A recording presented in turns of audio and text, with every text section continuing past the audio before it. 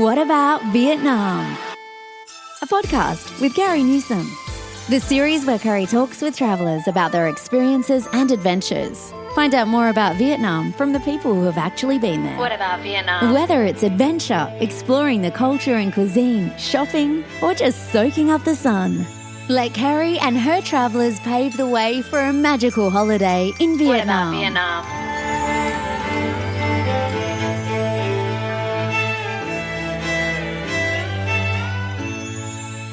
Xin chào and welcome to What About Vietnam.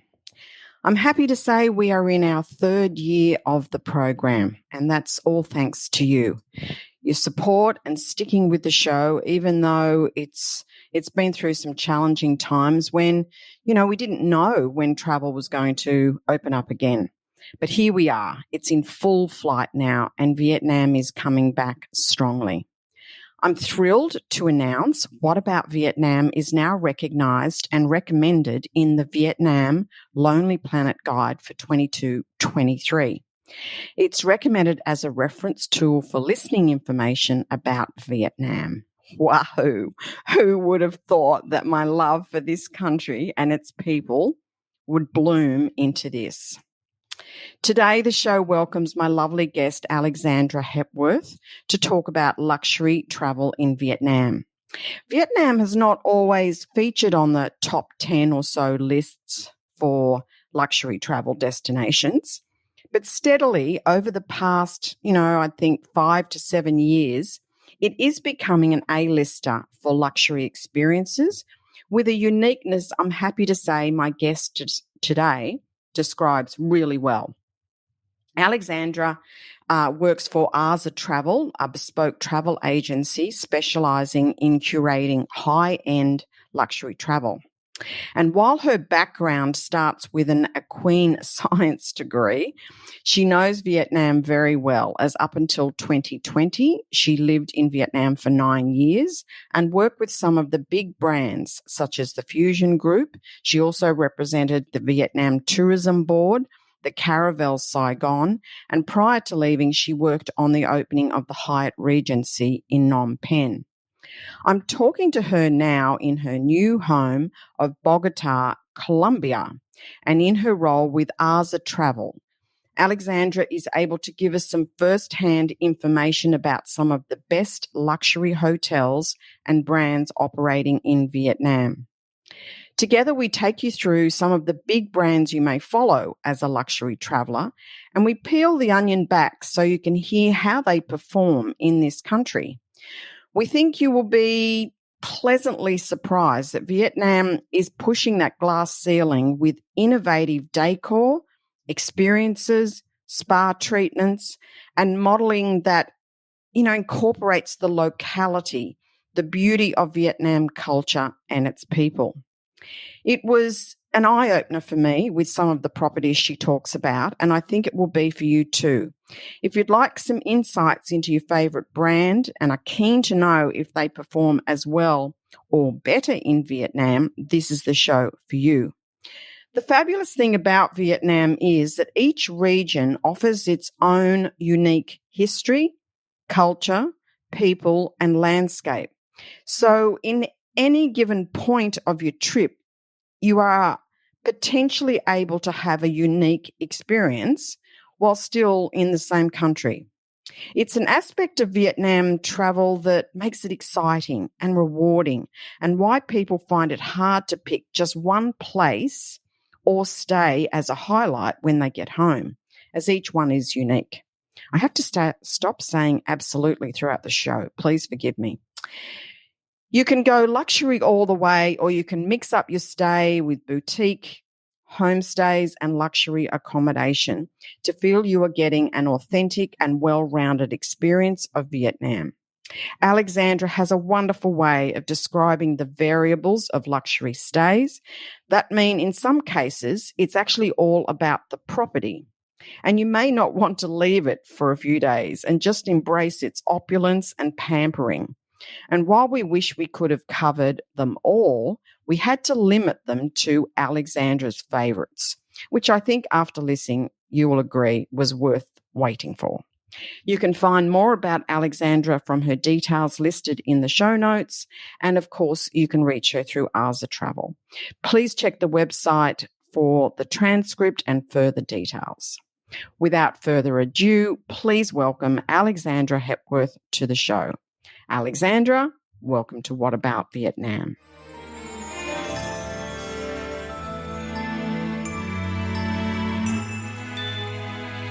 Thank you very much. It's fantastic to be here. Now, we're going to be talking about an interesting subject, and that subject is luxury travel in Vietnam. Now, the reason why I'm referring to it as an interesting subject is that for Vietnam, it hasn't originally or hasn't been in the luxury lane, so to speak, for very long. And it's really just starting to mature, in my opinion. So it's great to have you on. You worked for AZA Luxury, which is a company, and I'll put the details in the notes for everyone. But I'm just delighted to have you on because you've also lived in Saigon for 9 years, so you know it really well and you've seen lots of change.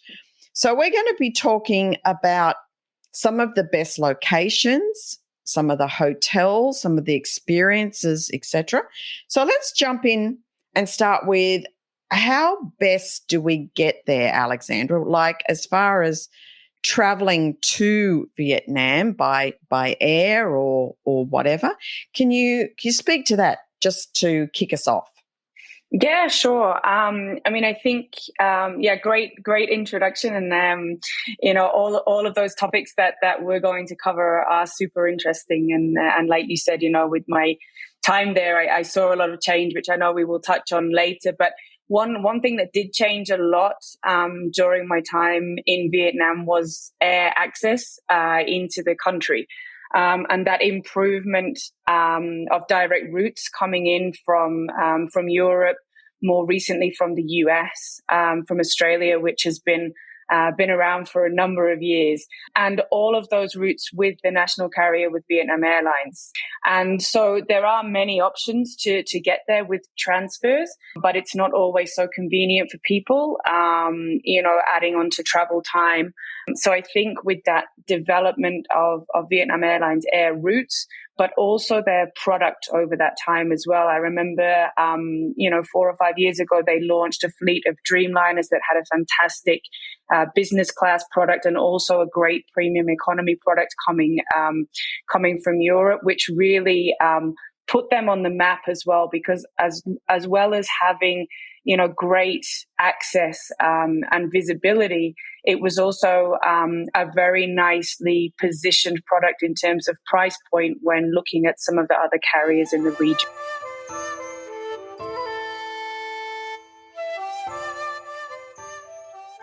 So they're going to come into Hanoi or they're going to come into Ho Chi Minh City as the mains. Mm-hmm. Now, if we are to kick off as far as some of the really premium luxury experiences, where would you start? Where would you say, okay, well, number one has got to be? Over to you. What is number one? Yeah, it's such a big question because there really is so much there, and I think it's a very different experience for first time travelers to the country versus people who are also coming back, because it is such a diverse and beautiful country, and it's actually a lot bigger than people think. So there's a lot to see and do depending on how much time you have. I have actually recently put together a very nice itinerary for a family from the US who will actually travel over festive season, and that's touching on quite a lot of my personal highlights and experiences that I think I think is great for couples, for honeymooners, for families alike, because it is a very welcoming country as well. So there are experiences for every type of traveler as well. So I will pull on my own experience, but also a little bit of what I've designed for that family as well, through my current role. So I think, as you said, arrival into Hanoi, or Ho Chi Minh City, either one is fantastic, and you can go north to south, south to north, whichever way you want. Stop in the middle. There's so much out there. From my point of view, in terms of culture, learning, and real history, I think that Hanoi really does offer a little bit of everything, and you can see the influence of many different nationalities that have had on the country and the city over a vast number of years. And I think, luxury product wise, there are beautiful colonial style hotels there. The Sofitel Legend Metropole is one that's always on a bucket list, just because it provides that level of, I guess, that French je ne sais quoi that you don't expect, from Vietnam. And I think that's the nice thing. I think Vietnam is so unexpected for a lot of people, because they hear the name, but they don't know much about it, and you really feel it once you get there. And I think for me, even, a luxury experience is walking the streets and, sitting on the side of the street and really kind of embracing that local culture, as well as being in a beautiful hotel.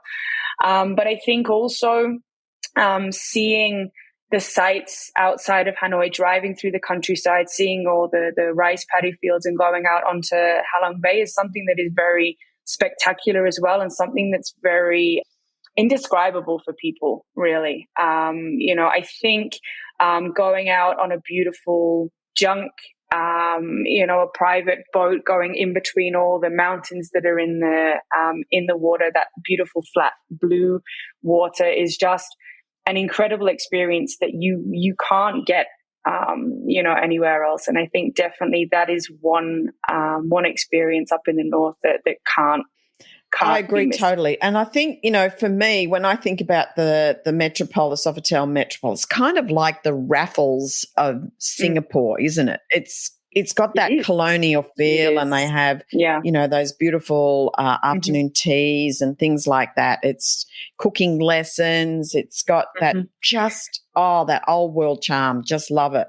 But I think it does. And beautiful old vintage vehicles as well. And, that kind of the French, the colonial way, and I think it's beautiful. And the staff as well, they're so elegant in their outfits, and you feel something very special. And being so close to the opera house as well, you walk out there and you see that beautiful building there. It really puts you sort of in the center and gives you a sense of place of where you are as well. So I think that property is one that I think has put itself on the map and has remained on the map while others have grown up around it as well. And I think then, the experience of Halong Bay being a UNESCO World Heritage Site in Vietnam, it likewise has developed and changed. I can remember I've had several experiences in Halong Bay, from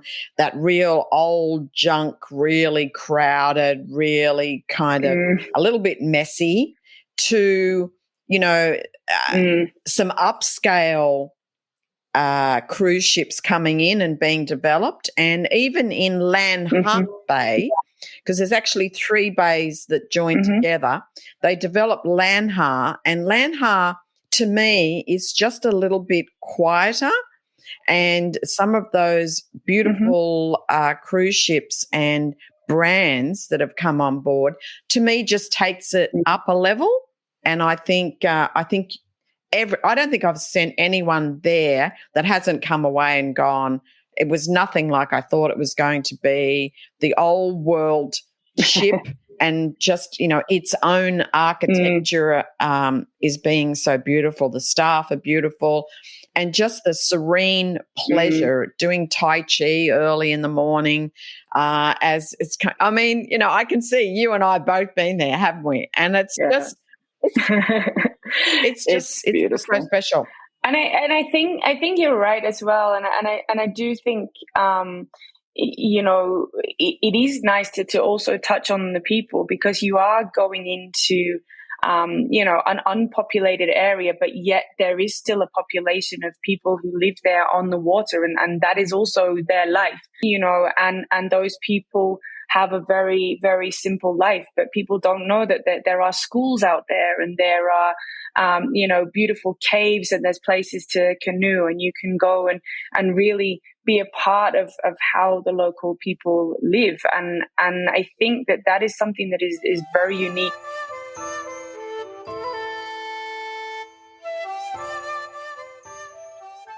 So now I'm going to take a big jump and take you to another area that I'd like your opinion on, because we've done one, but this came up in our conversation, and this is the Viettage train, and maybe you can talk to us a little bit about that experience, to where, like, just what it includes, and we can touch on Quy Nhon in that as well. Yep.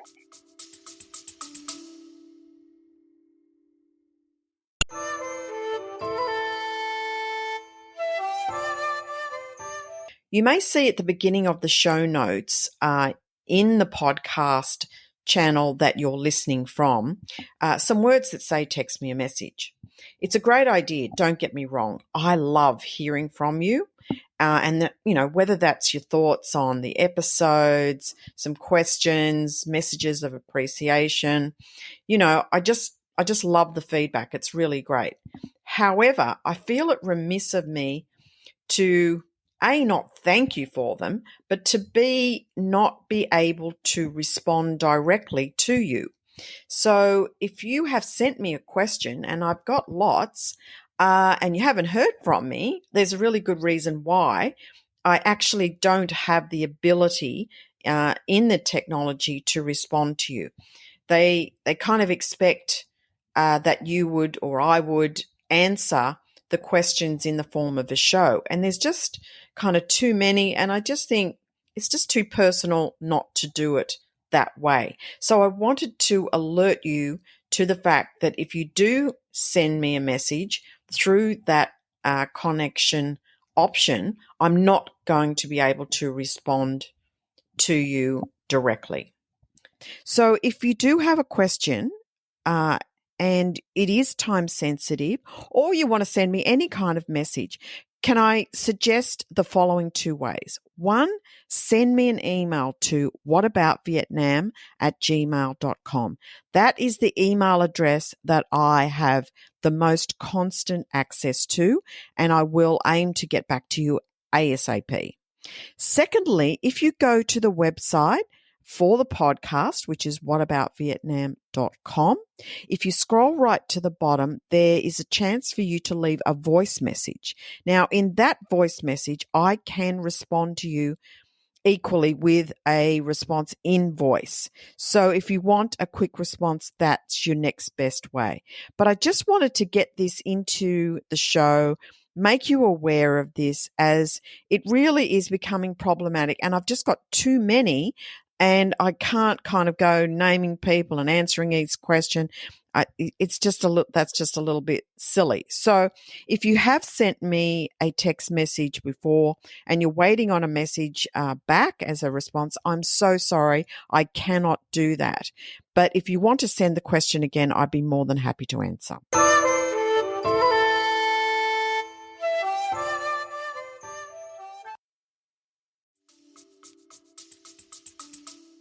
Yeah, sure. So the train is a relatively new product, I believe, in the last couple of years, and it's actually linking two destinations in the center of Vietnam, Hoi An and also Quy Nhon.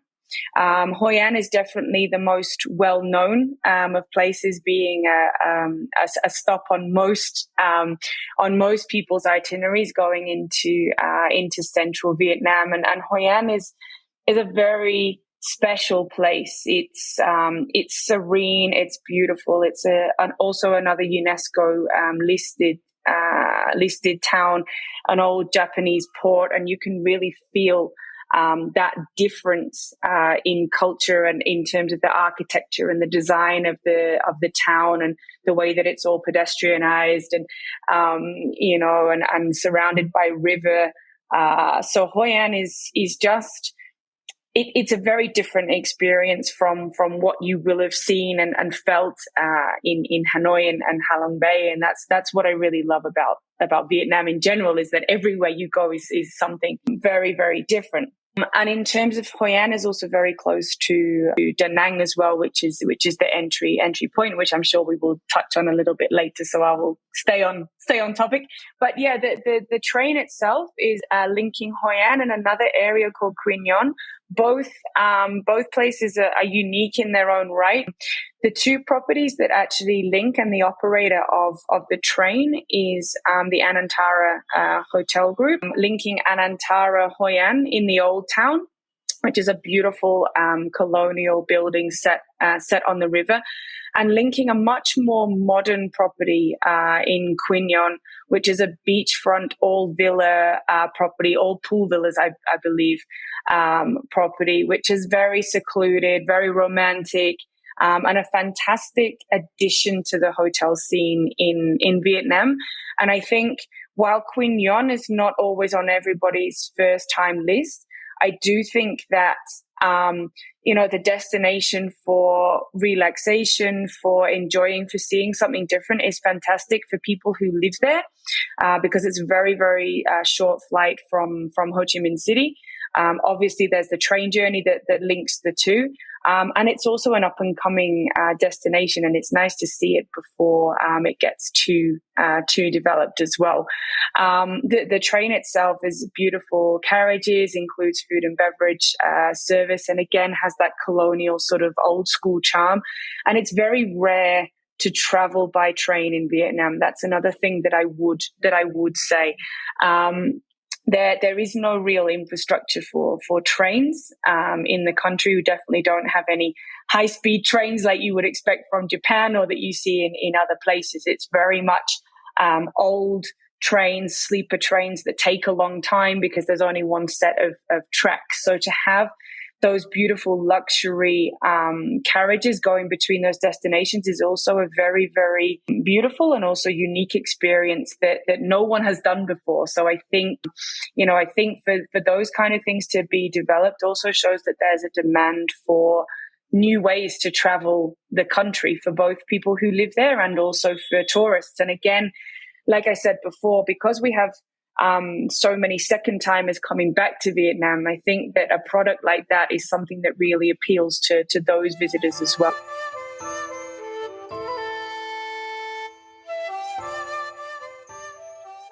We're now in central Vietnam, and we've got the choice of Hoi An, and like we could talk a whole show about Hoi An, and I'm telling you, I've done whole shows about Hoi An, so we can't afford to give this show all to Hoi An. But if you are to travel to Da Nang, which we know is about a 25-minute drive, I'm going to kind of put out there the Intercontinental in Da Nang, which I know it's a property you know very well. So maybe we can talk about that property, where it's located, and its proximity to Sontra and Da Nang, and maybe give some perspective of that, because it kind of sticks out there on its own, and it takes even a little bit to get there. So people would have to really know about it from its brand, but also, just where it is and where it positions people, because it isn't an easy stroll into town or an easy stroll into Da Nang. So maybe you could speak a little bit about that property. I mean, it's even hard to get through the front door if you don't belong there. So that's my experience anyway. Yeah, those big gatekeepers. Yeah, no, sure. Yeah, exactly. No, very, very happy to talk about that one, because like you said, it is a uniquely positioned property, both in terms of the brand and the product, but also in terms of its location. So it's quite an interesting one. I would say that the property was, in my opinion, it was quite ahead of its time when it was actually developed in Vietnam. And they Intercontinental developed it along with a local ownership as well, and along with Bill Bensley, who is very well known for design, and also being a little bit quirky and a little bit out there, which is definitely something that this property is. But it's also so unique and spectacular in its own way that, every corner you turn, there's something to take a picture or something to do or see.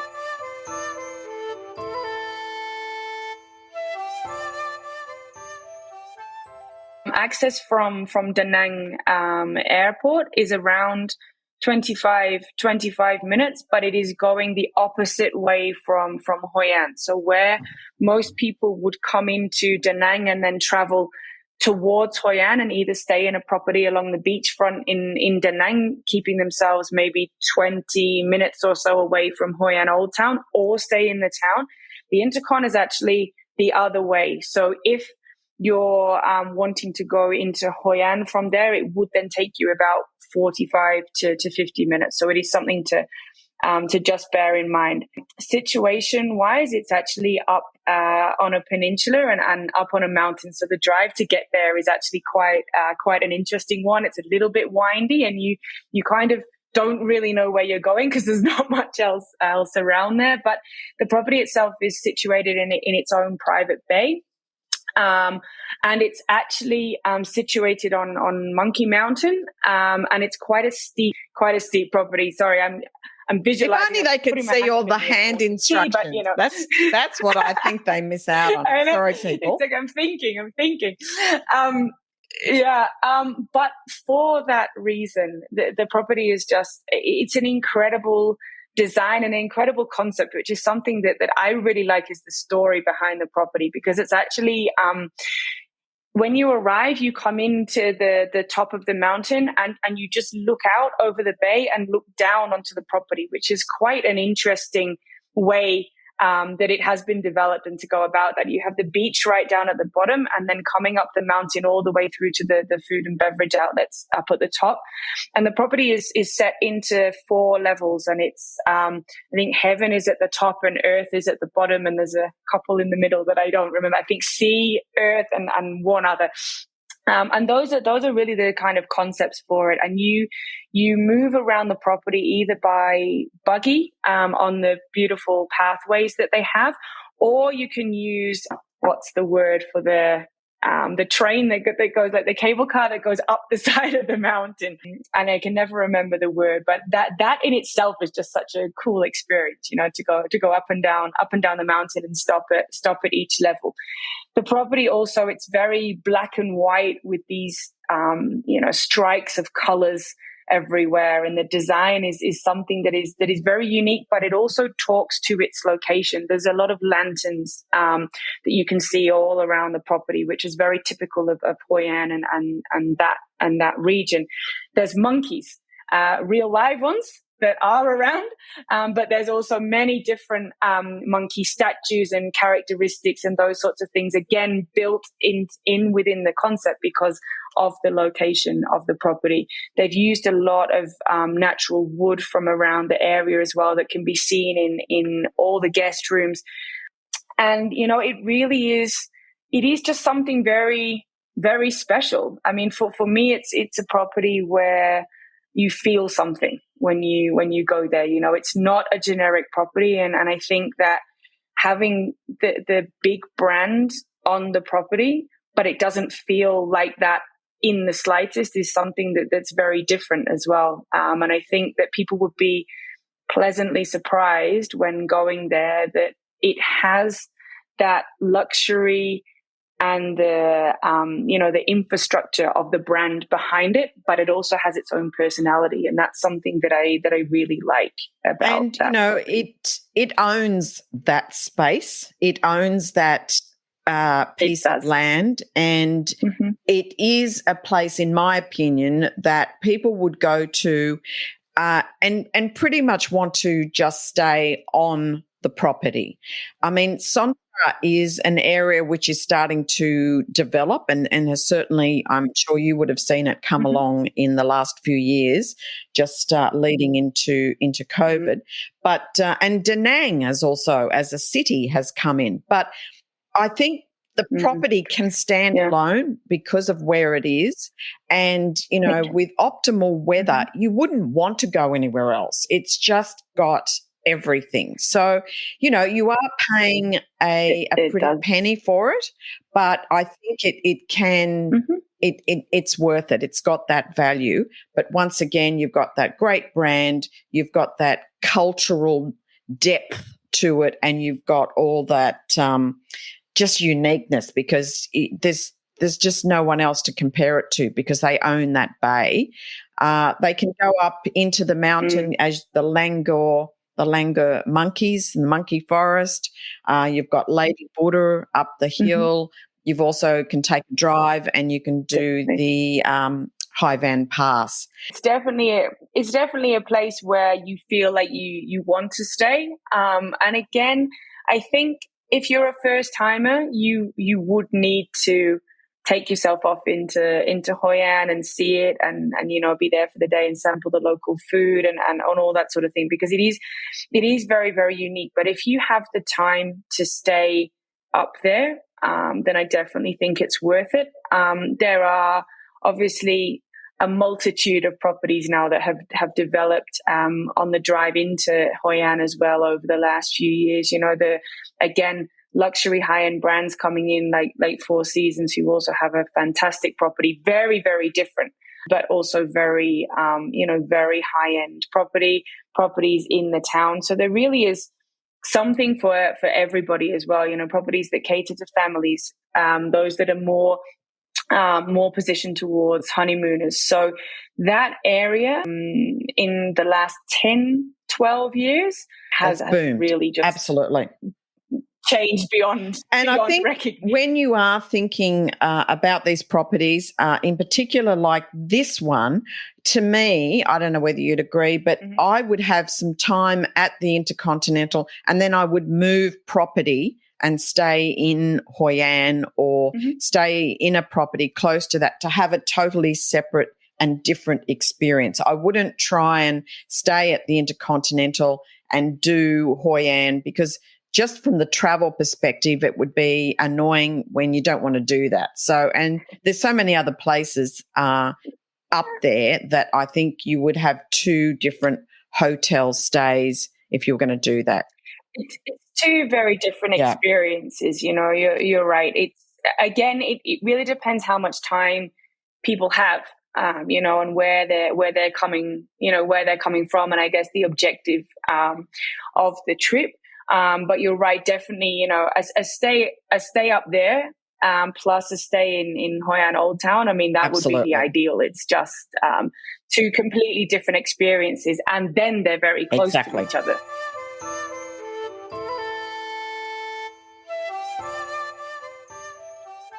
Going to take you back to Da Nang. We're going to jump on a flight and we're going to go to Phu Quoc. Yeah. So talk me through your optimum experience or hotel in Phu Quoc. I think, again, Phu Quoc is one of those destinations that I think the last 5 or 6 years has really gone boom. There's been so much development, you know, on the island in a very, very short space of time. And you will see now that all the brands are pretty much there. You know, there's Intercontinental again is there. We have JW Marriott there. We have also the Rosewood Group with a beautiful New World property Regent there as well. You know, so there's also the Regent there that just opened earlier this year. So there's a lot of those very, very luxurious brands there on the island. And I think what I would say about Phu Quoc is, for me, the experiences there really are about the hotels. And me, you know, with a hotelier background for the last 7 or 8 years, that's something that I really appreciate, you know, the hotel experience, because we spend a lot of time developing so many on-property experiences that sometimes people don't ever get to use them because they're always, out of the property, or they go on a tour or they do something, and they don't always spend the time on property. And that's very obvious more with city hotels than with resort style properties. But I think somewhere like Phu Quoc is a different proposition from Hoi An and Da Nang, because you are on an island, surrounded by the ocean, with great weather, beautiful sunsets, all, along the beach. But it's also definitely somewhere for me to go and relax and pretty much stay where you are. Because if I'm very honest about it, and it may have changed in the last couple of years since I last visited, but definitely at that time there wasn't much infrastructure outside of the properties to cater for, especially for foreign tourists. I think for local travelers, and especially the local Vietnamese travelers, there's still a lot of experiences there, because it's more local. They have the language, and it's different. But for foreign tourists, I do think it's one of those, a stay on resort and enjoy what you've paid for. And in terms of that, you are paying for luxury high-end brands there. So again, why not enjoy where you've put your money and use it wisely, And one property that I do really like there, that I did mention earlier, is the JW Marriott Phu Quoc. Just because, again, I think by the end of this podcast, you'll know that I like the more kind of quirky places, I think, but those places that have a brand behind them, so that you really feel that level of service and security that that you are going to get what you pay for. But in terms of design and experience, there's always something to look at, something to do. And that JW Marriott property, for me, I have to admit that when I went there, I didn't really know what to expect at all. I didn't know the backstory of the property. I didn't know anything. And so I was just intrigued for 4 days. Everywhere I turned, it was just something completely different. And the property is set up like a 1920s style university. And it has its own name. They created an entire story of that it used to be a house of a family, or an estate of a family, and then it changed and it was a university, and they have all this memorabilia all around the property. Yeah, exactly. And it's just fantastic. And the accommodation blocks, they're all different themed buildings, as if they were the different study areas of the university. So you have like the anthropology wing, and you have the ornithology wing, and the science lab, which is actually the cocktail bar, and all these kind of things. So it's very quirky. It's very different. There's a lot of color around. It's, for me, it's just incredible the way that it's been done. The staff, their uniforms, it's all like this kind of cool 1920s, like these old baseball outfits and sports uniforms, and so it's high end, but it's relaxed and it's quirky and it has a story, but it also has great food and beverage, fantastic location, great service. And the rooms, most of them are pretty much ocean facing, many different swimming pools. So there's areas for families, there's areas for couples. So for me, I'm definitely getting the feeling it's a favorite for sure, for sure.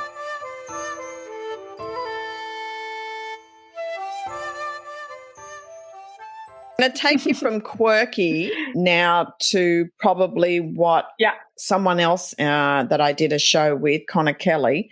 We're talking about an archipelago of islands called the Condau Islands.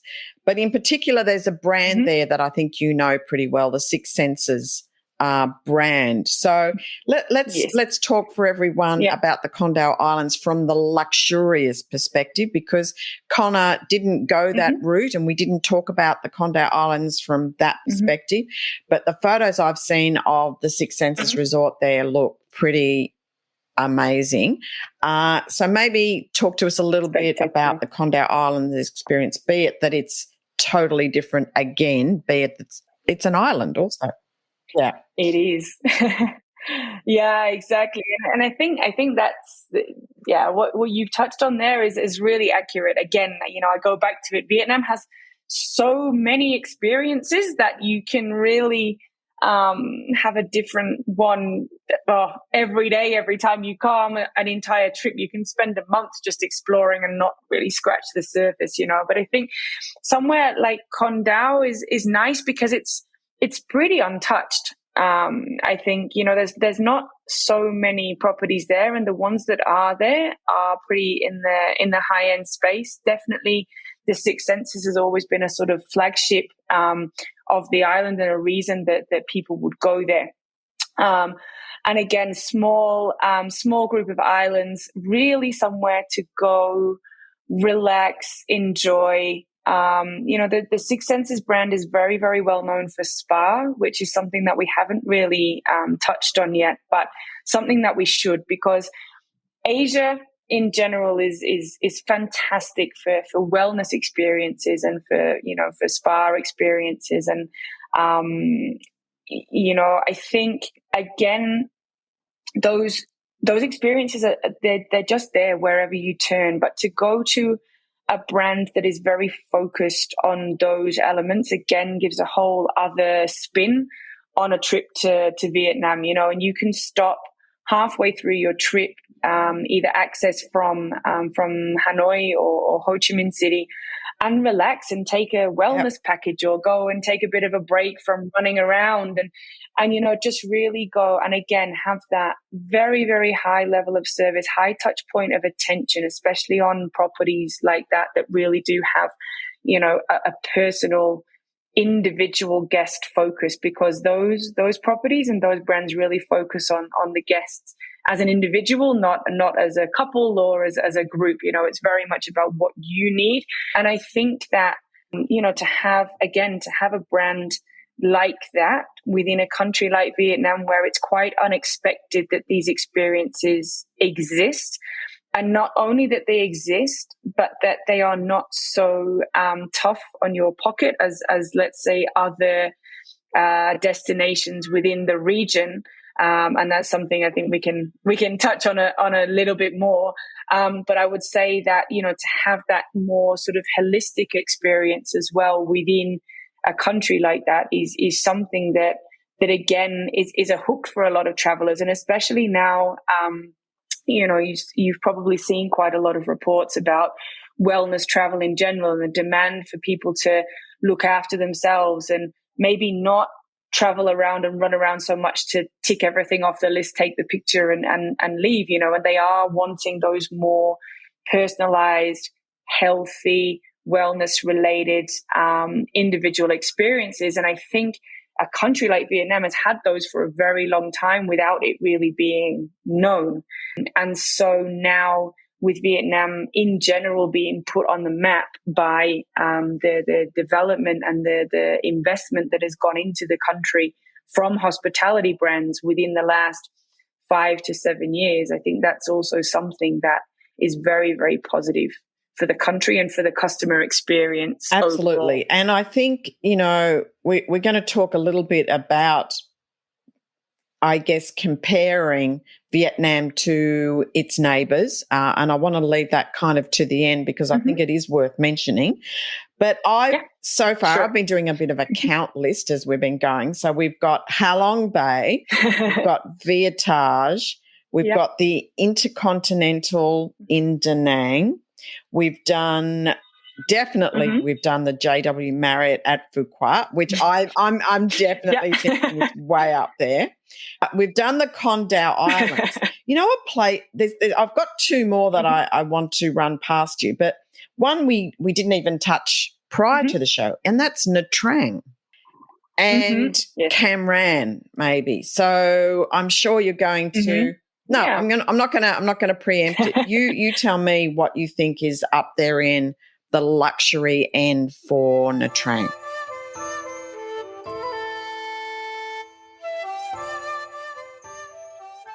Nha Trang is also a very interesting destination for me. It's very close to Ho Chi Minh City, and also again from Da Nang, probably 35-minute flight from each from memory. So it's always been one of those kind of destinations where you either do it or you don't. It's not always on on the itinerary path. If you have 10 or 12 days, sometimes it gets missed. But if you have a little bit more time, then it's always somewhere that is added and should be. And I think destination wise, again, I keep saying the same time frame, 5 to 7 years, and but that really is because in the 9 years that I was in Vietnam from 2011 until 2020, the development in the country overall was just incredible, especially the economy. The people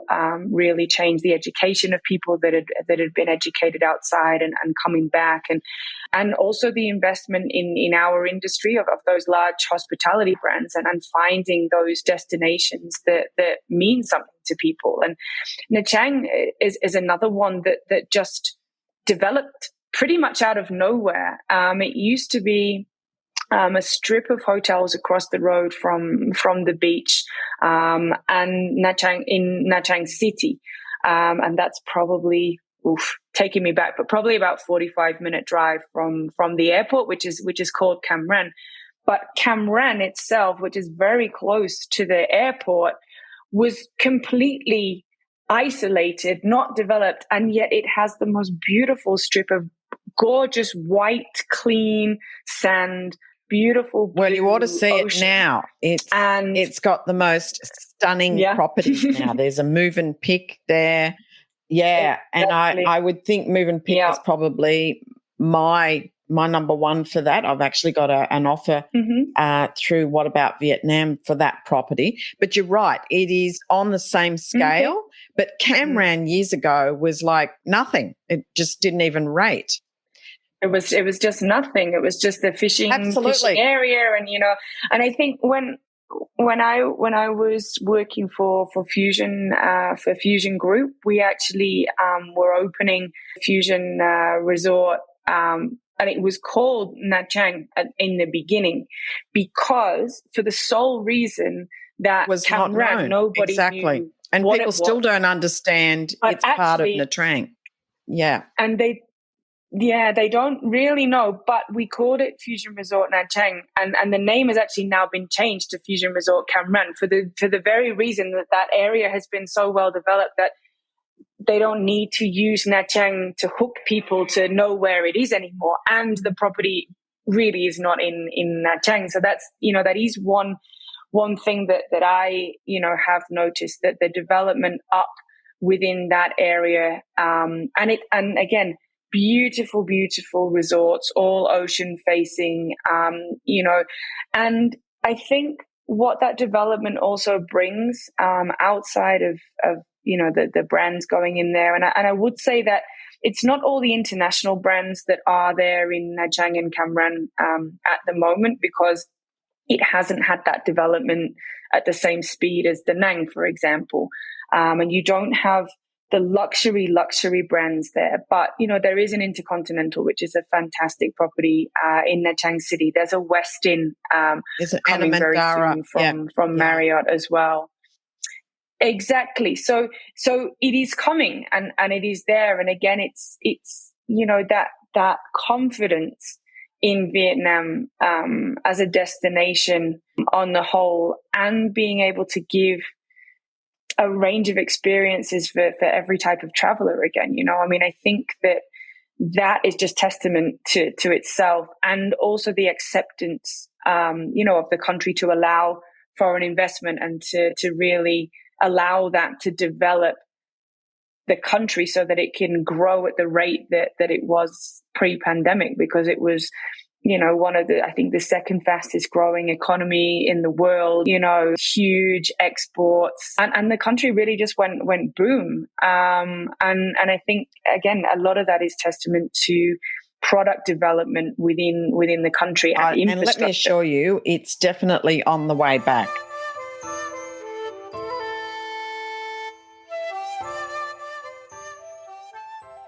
the topic of wellness. Now, I did take a wellness break in a beautiful property just out of Way called Alba Wellness Resort. Do you have a top luxury wellness resort? It doesn't matter where in Vietnam. If you were to kind of put a pin in a map, where would you go for wellness, do you think? Luxury, top end. I think for me, a wellness experience is really about the property that you're on.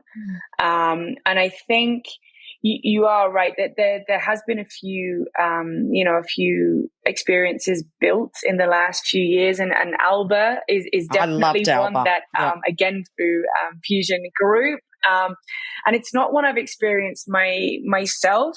So I would say that I would probably stick a little bit more to what I can talk to and what I know. But Fusion Group, developed properties that had wellness inclusions long before wellness was a trend. Let's say there's one property in general that has always had a big piece of my heart ever since I stepped there, long before I worked for the group. It's now no longer actually part of the group. It's now called Tia Wellness Resort in Da Nang, the ex Fusion Maya property. This is a very, very special property. Just from when you step through the door, the feeling that you get is just one of relaxation, one of calm, one of people having this sense of care without it being in your face. I don't really know how to describe it. It is so hard. much, it's but very nurturing. It is, and the property, was developed long before a lot of properties were actually around it as well. So it was one by itself. It's a collection of all pool villas. So your accommodation is very private, and they included from the outset a spa experience with every room that was booked, and that wasn't something that you could say, yes, I want that, or no, I don't, please reduce the rate. That was what you were buying. You were buying an entire experience. Whether you decided to use that or not was another matter. But the spa inclusive experience was part of it right from the start and part of the concept. And I remember, we had a 99% capture rate at the spa, because even people who booked and said, oh, I'm not a spa person, they left that property as a spa person. Of course. They'd been looked after, and they had these amazing treatments, and they used a different scent of oil every day depending on the energy of the day, of the week, and all that sort of thing. And the rooms were tailored to different treatments, and they were again a bit ahead of their time with those kind of experiences, and and then developed more the food and beverage aspect as well to complement the spa and the wellness feeling. And I think that was something unique for Vietnam at the time, and something that they are still doing very, very well today. As the resort that they are now. I know that the general manager there, he's been there since he was in other positions within the property, and has also grown up with that property. And so many of the staff have stayed there and been there because of that nurturing feeling that is not only there for the guests, but the way that the property is run in terms of looking after their people as well. Good to hear. And I think that one for me is a very, very nice experience that can change somebody's mindset, and something that they can potentially keep with them long after they've left the country. That was similar for me with the Alba experience, as I felt like I was treated as an individual, and the experience that I had was tailored to me. It was very holistic. Including massage, including meditations and purifications. The landscape and scenery there alone is just delicious. Beautiful. The food you're eating is, very carefully orchestrated to what you want to achieve, and you kind of set objectives around what you want to achieve in your stay. So, and then you've got these beautiful bungalows that are just making you feel luxurious just by spending time in them. So you're right. There is wellness and there's spas, and I think the whole world is reevaluating just how we label and how we describe these experiences. I think, coming from Australia, Bali was it, as far as, you only went to Bali, where now I think, Southeast Asia has become more developed, and in particular, Vietnam is really trying to really lift their game in that wellness, nurturing space. And they do it very easily because their personalities per se lend themselves to that in the first instance. But I think wellness and sustainable travel and social enterprise, these are all subjects which are very hyper out there, but not very well explained. And sometimes people can get misunderstood when they say, well, that really wasn't what I expected. That should be just a spa. We're not talking about just having a massage and that's all you get as a spa treatment. There's got to be lots of more individualization about it and specialties.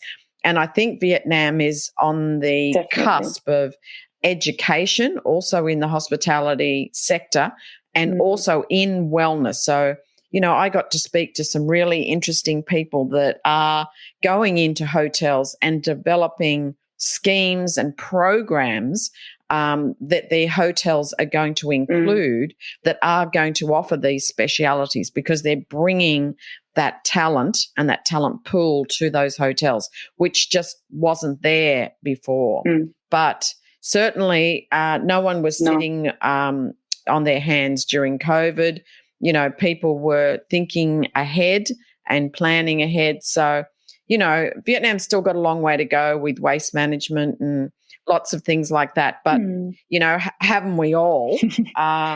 Look, I wanted to finish off with a particular place and some properties that you mentioned that I didn't know about. So I love learning and hearing about new places.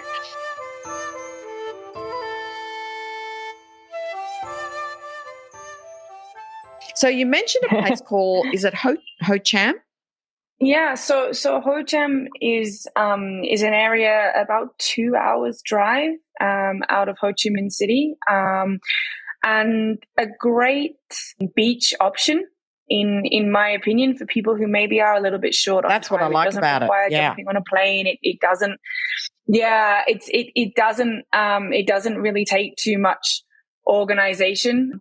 And yeah, one property that I really like down there is the Melia Ho Cham property.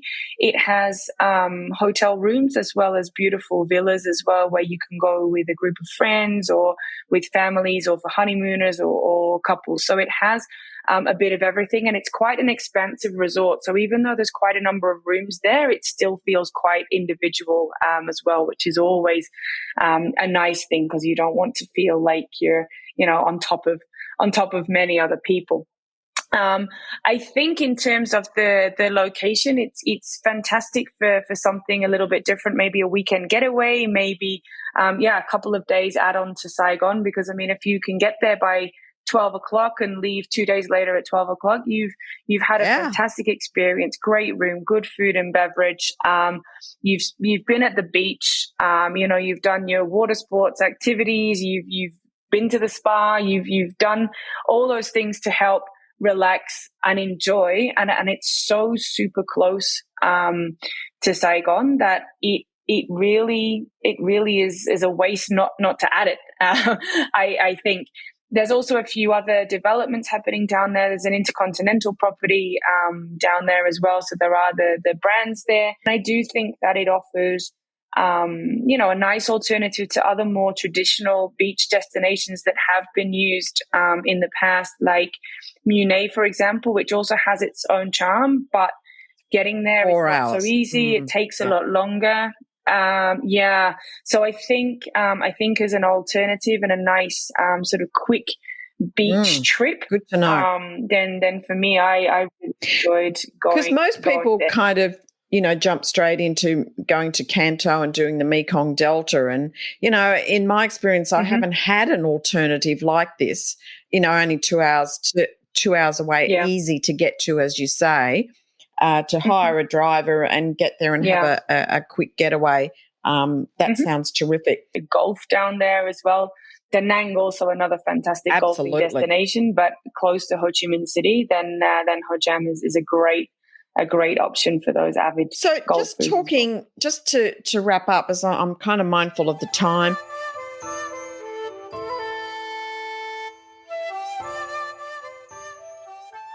Start to talk about value. We've talked about some big name brands. I wish they were advertising on this show, by the way. Yeah. But if we are talking about that, and when we then want to compare those brands as far as value for money perspective, if you stay in an intercontinental in Europe, or if you stay, in Vietnam. Can you speak to that a little bit? I kind of felt from you that was kind of worth mentioning. Yeah, no, look, I think it's really something to note as well, that your money goes a long way in Vietnam and in Southeast Asia in general, but obviously really talking to Vietnam. And through AZA as well. I mean, we have many high-end clients who, are loyal members with Four Seasons, or with the Park Hyatt brand, or, with the Rosewoods and that level. And they are used to paying, top dollar for those experiences.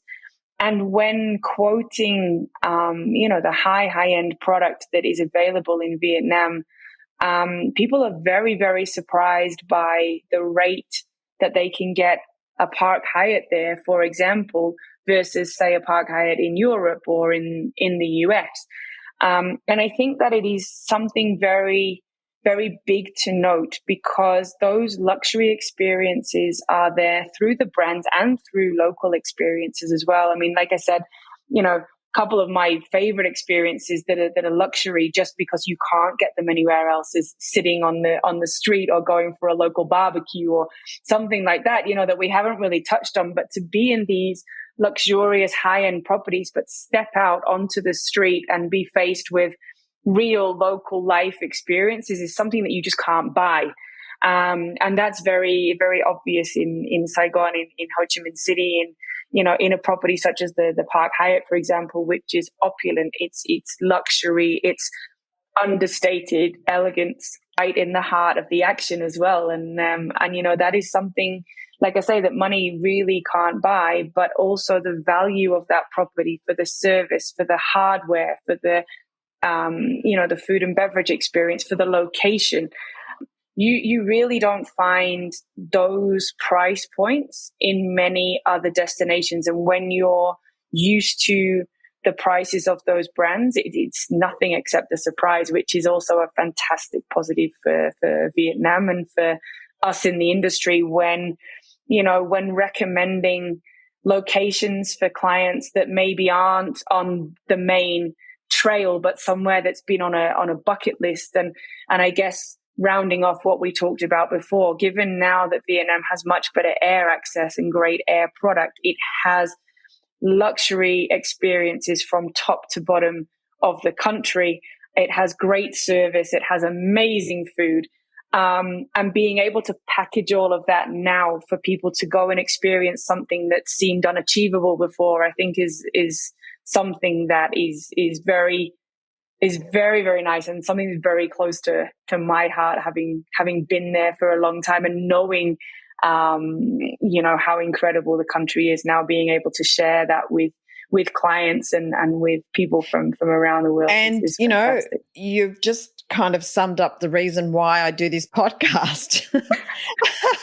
Because I feel the same as you, Alexandra. Great. And I think,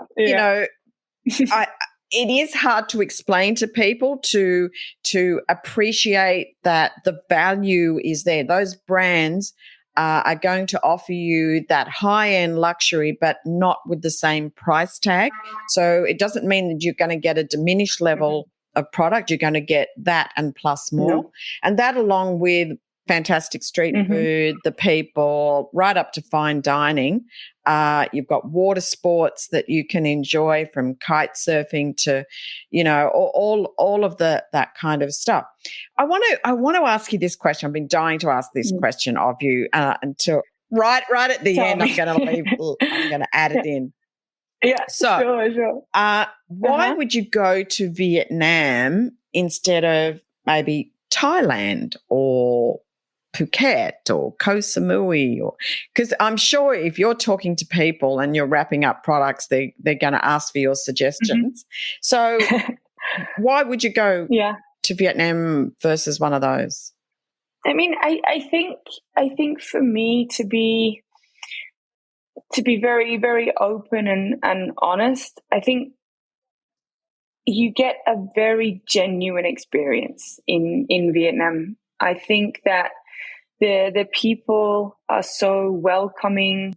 They really have this sense of caring for people and wanting to look after them and serving, serving people and also allowing you into their homes and their lives and their culture, because they are also a very, very proud people.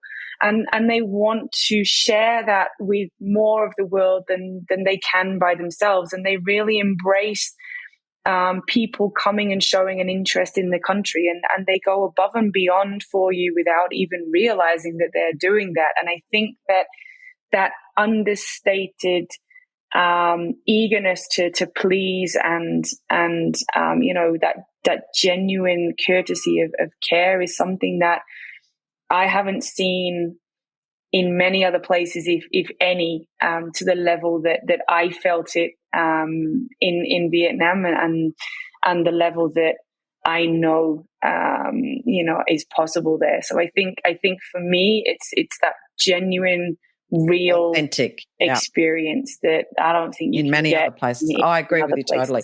And I think just going that extra mile in service, whilst I live in a very developed country, when I've got to go to a hotel and I'm paying a really excessive amount and I'm not getting it, I find I really struggle. I go, my goodness, like I've just paid, $500 a night for a room, basically, with no extra service, no niceties, nothing, not even a feeling like you want me here. Sometimes I feel like I'm an inconvenience coming into this hotel and I'm paying that $500 a night. So that does make it difficult after you've had the experiences like you and I have in Vietnam, because you do use it as the bar, like it's your marker against every other experience. You do. I get into trouble with a lot of people who say, Kerry, if you say it's not as, it's not as good as I'd get in Vietnam, and I do that all the time. We are very lucky that we get to experience places like that. But you are exactly right. We do get spoiled also. So it does set the bar very high for other destinations as well. But I'm okay with that. Me too.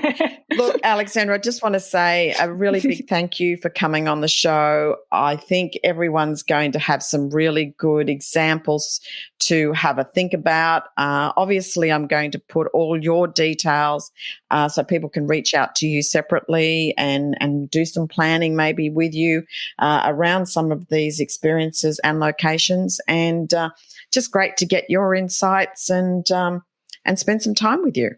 No, thank you very much for the invite. I really appreciate it.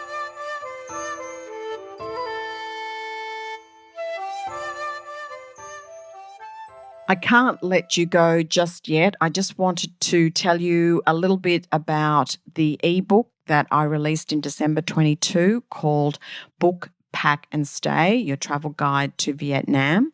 It's available on Amazon. It's a very different style of travel guidebook in the sense that it's not a destination guidebook. It's more about the things that you need to look for when you are booking your tour, thinking about the kind of trip that you want to design. And, when you're sitting down with a travel agent or you're looking to do it yourself online, you've given some thought to the kinds of experiences that you want to have, because depending on what time of year and those destinations that you choose, you really do need to kind of manage your expectations a little bit. So, time-wise, you've got enough time to enjoy it all, and, you've got the right weather and the right conditions. We talk about in the book about, what to pack, the right kind of apps and, bits of research that will help you in enjoying the trip and being well prepared to enjoy the trip. I don't know, so many times I've seen people with the wrong shoes or the wrong clothes or just, feeling the heat. And, some of these things can be managed so much better with a little bit of insight. And then, of course, your stay, what to expect.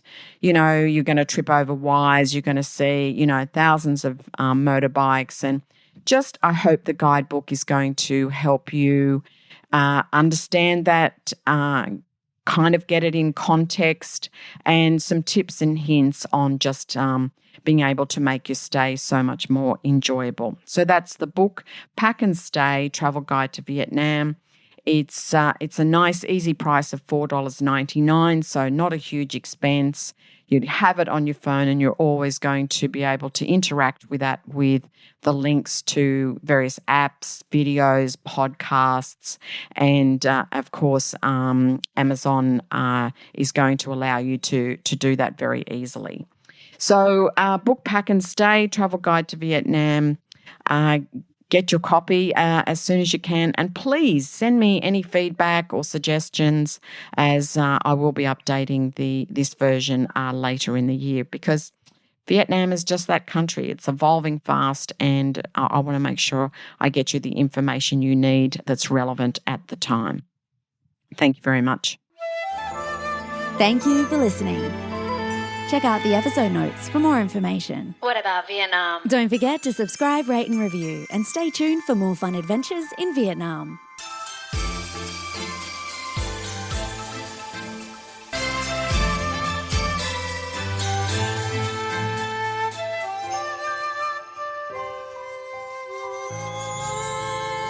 What about Vietnam?